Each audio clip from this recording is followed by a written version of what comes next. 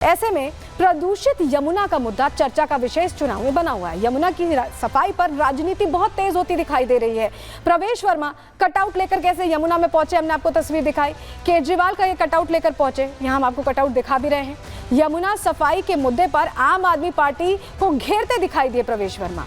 Cutout में केजरीवाल को कान पकड़े दिखाया है, तस्वीर आप देख रहे हैं। और पोस्टर जो है, यहाँ पे जो पोस्टर यहाँ लगा हुआ है, यही पोस्टर था और इसमें लिखा है कि मैं फेल हो गया, मुझे वोट मत दो। ये पोस्टर में कटआउट के साथ लगा हुआ है। प्रवेश ने कटआउट को यमुना में डुबा दिया, डुबकी लगवा दी यमुना में, क्योंकि इसी यमुना को लेकर चैलेंज बार बार दिए जा रहे हैं अरविंद केजरीवाल को। लेकिन अरविंद केजरीवाल बोलने से कुछ बच रहे हैं। योगी आदित्यनाथ ने कहा था, अब प्रवेश वर्मा प्रश्न पूछ रहे हैं। किस तरह से उन्होंने ये पूरी डुबकी लगवाई है, क्या कह रहे हैं वो इसके बाद वो सुनिए। 11 साल का समय बहुत ही लंबा होता है। अरविंद केजरीवाल ने बार बार कहा कि मैं यमुना को साफ कर दूंगा, अगर मैं साफ नहीं कर पाया तो मुझे दिल्ली की जनता वोट मत करना। 8,000 करोड़ रुपए खर्च किया यमुना मैया पर। ये 8,000 करोड़ रुपए कहाँ चला गया, आपको 1 रुपया भी खर्च किया हुआ नहीं दिखाई देगा। मैं सभी दिल्ली वासियों से कहना चाहता हूँ, एक बार भारतीय जनता पार्टी का बटन दबाएं, हमारी सरकार बनाएं, ताकि यमुना मैया को बहुत अच्छा साफ़ कर सकें। हम ये सारी यमुना मैया का पानी साफ़ कर सकते हैं। ये कोई साफ़ करना रॉकेट साइंस नहीं है। वहाँ पे सीवरेज ट्रीटमेंट प्लांट बनाना, वाटर ट्रीटमेंट प्लांट बनाना, दोनों घाटों को, दोनों तरफ के घाटों को पक्का करना, यहाँ पे 10 लाख के करीब में आयुर्वेदिक पेड़ लगाकर ये पूरी यमुना मैया को अच्छा कर सकते हैं। जैसे हमारे यशस्वी प्रधानमंत्री मोदी जी ने साबरमती रिवर फ्रंट को बनाया, वैसे यमुना रिवर फ्रंट बना सकते हैं। देखिए, यमुना रिवर फ्रंट का जिक्र प्रवेश वर्मा भी कर रहे थे और थोड़ी देर पहले अमित शाह को भी आपने सुना, वो भी यही कह रहे थे गृहमंत्री की जैसे साबरमती रिवर फ्रंट है वैसे यमुना रिवर फ्रंट बनेगा। लेकिन यमुना को लेकर इन वादों और दावों के बीच क्या कुछ हुआ भी है या नहीं, चलिए जवाब इसका आपको दे रहे हैं। ग्राफिक दीजिए। यमुना की कुल लंबाई देखिए 1370 किलोमीटर है, अलग अलग शहरों से होते हुए आती है। और दिल्ली में यमुना की कुल लंबाई की बात करें तो 22 किलोमीटर का वो पूरा दायरा है जिसमें यमुना जी बहती हैं। दिल्ली के पास 2% यमुना है, 2%, इस पे गौर करिएगा। और यमुना की गंदगी में दिल्ली का योगदान कितना है, 80%। यानी पूरे 100% में से 2% यमुना है यहाँ दिल्ली में 22 किलोमीटर के दायरे में। लेकिन गंदगी में 100% अगर गंदी है यमुना तो उसमें योगदान कितना है, 80%। सारी गंदगी दिल्ली से ही जा रही है। इसका अर्थ ये है यमुना की सफाई में 7,000 करोड़ खर्च किए जा चुके हैं। 7,000 करोड़ केंद्र और दिल्ली सरकार ने ये करोड़ों खर्च किए, लेकिन स्थिति वैसी ही है, कोई बदलाव नहीं आया।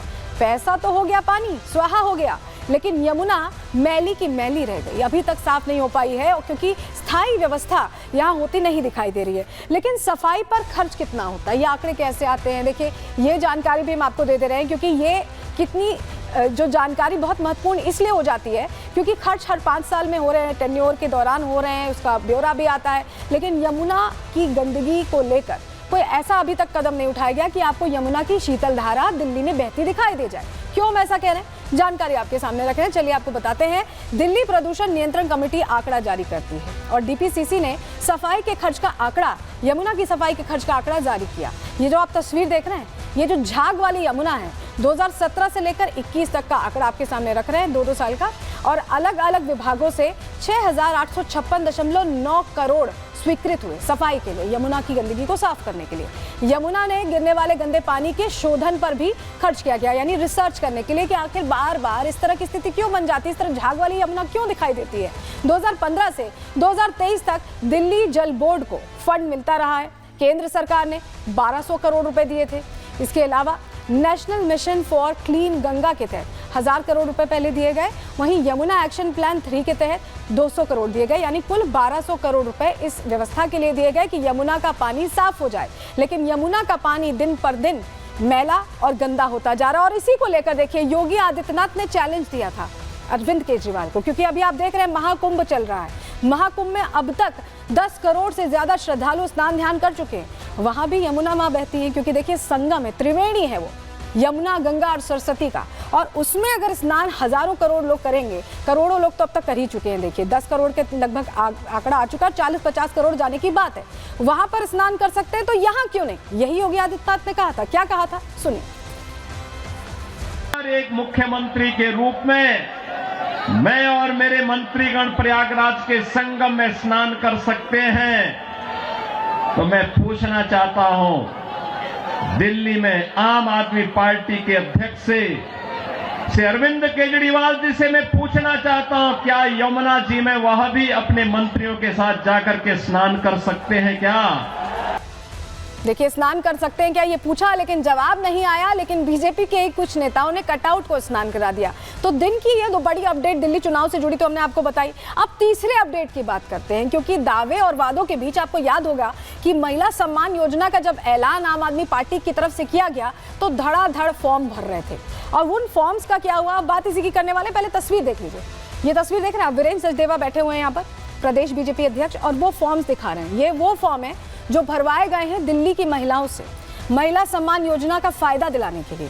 आखिर प्रवेश वर्मा ये फॉर्म्स कहां से लेकर आए, क्यों बैठे हैं, चलिए इसकी वीरेंद्र सचदेवा ये फॉर्म्स क्यों लेकर आए, क्यों बैठे, ये अपने आप में प्रश्न है। तो इसको लेकर आपको हम जानकारी अब देने जा रहे हैं, क्योंकि ये मुद्दा भी खूब चला है महिला सम्मान योजना का। संजीवनी और महिला सम्मान योजना से ही दरअसल योजनाओं के ऐलान का सिलसिला शुरू हुआ था। और अब वीरेंद्र सचदेवा देखिए, बंडल हैं उनके पास, एक दो नहीं है, बंडल हैं फॉर्म्स के। लेकिन ये फॉर्म्स तो भरवाए गए थे अरविंद केजरीवाल के दफ्तर में या आम आदमी पार्टी के दफ्तर में।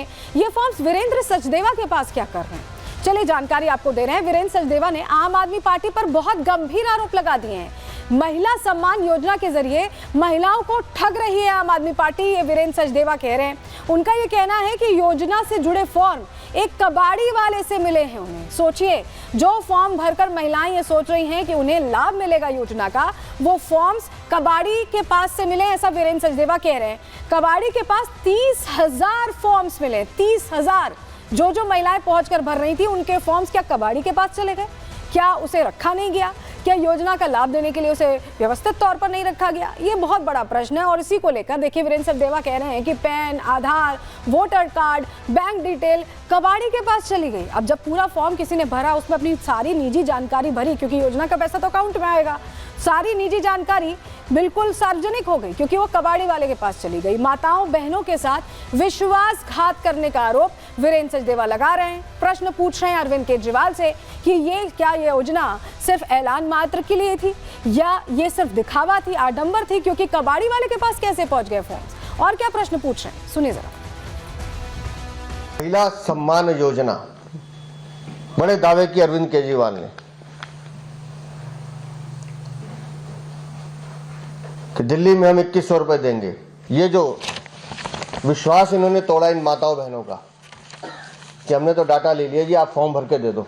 ये 1 2 3 4 5 ऐसे देखिए कितने हैं। ये है अरविंद केजरीवाल, तुम्हारी असलियत।